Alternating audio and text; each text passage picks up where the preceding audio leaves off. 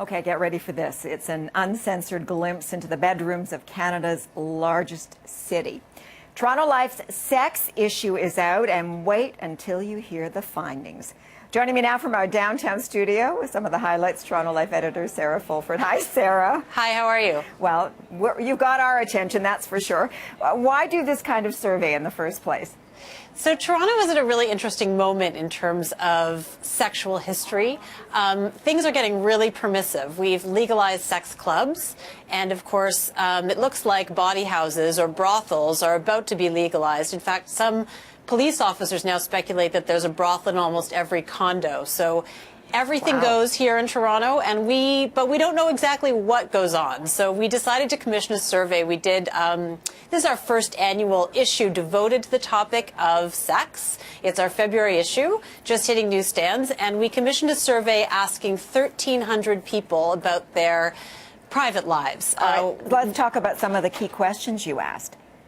Sure. So I think the most surprising thing, or the answer I enjoyed the most, is the fact that 60% of our readers confess to have had sex in public. I myself have never had sex in public, but apparently I'm in the minority. So we also asked people where they've had sex, and the answers just were totally surprising. So the CN Tower Sky Pod was one answer. Someone confessed to having sex in the Sears department showroom on a bed. Perhaps they were a Sears employee.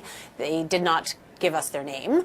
Someone confessed to having sex in a tree 10 feet above a popular cycling route. I don't even know how you would do that. Right. But the overall impression is that whatever door, the Hockey Hall of Fame, another Toronto landmark, is somewhere people have had sex in. So I say bring your Purell wherever you go, and don't open a door unless you know what's behind it. All right, some of the other questions, because I have an abridged version here.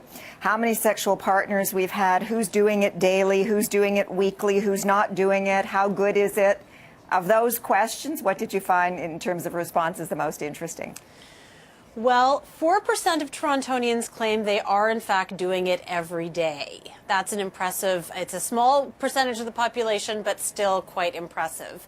23% say they'd like to be doing it every day. And of course, because I don't know if, I'm sure this is true in every Canadian city, but we have a certain amount of neighborhood and regional pride. So we divided our survey into areas, and it turns out downtowners are much more active, shall we say, than suburbanites. So about 50% of downtowners are doing it multiple times a week, and only 30% of suburbanites are doing it multiple times a week. All right, well, I wonder if we can apply this, because we have viewers right across the country, and obviously It's going to take magazines in all the cities to do this same kind of survey and learn the results. But do you think Toronto is any different than any other city in this country? I don't know. The country in general is quite progressive. We have a live and let live attitude. Toronto was a pioneer in terms of gay marriage, so that's old hat. It didn't cause a stink. It passed pretty quickly. We're open-minded people. Toronto has a Protestant legacy, a kind of veneer of being prudish. But in my opinion, under the surface, and not only in my opinion, but now verified by our poll, we are wild sexual adventurers, I think, and we're very accepting of other people's practices, which is, I think, a terrific way to be. Okay. On that note, I thank you. Sarah Fulford. Okay.